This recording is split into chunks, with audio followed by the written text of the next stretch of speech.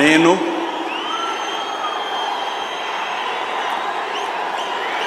నారా చంద్రబాబు నాయుడు అనే నేను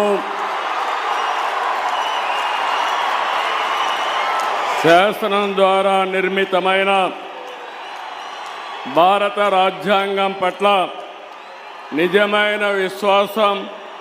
విధేయత చూపుతానని, భారతదేశ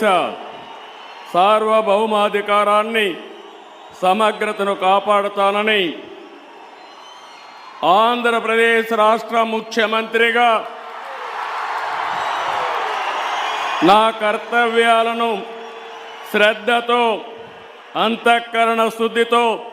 నిర్వహిస్తానని, భయం కానీ, పక్షపాతం కానీ,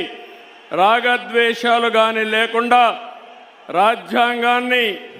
శాసనాలను అనుసరించి ప్రజలందరికీ న్యాయం చేకూరుస్తానని దైవ సాక్షిగా ప్రమాణం చేస్తున్నాను.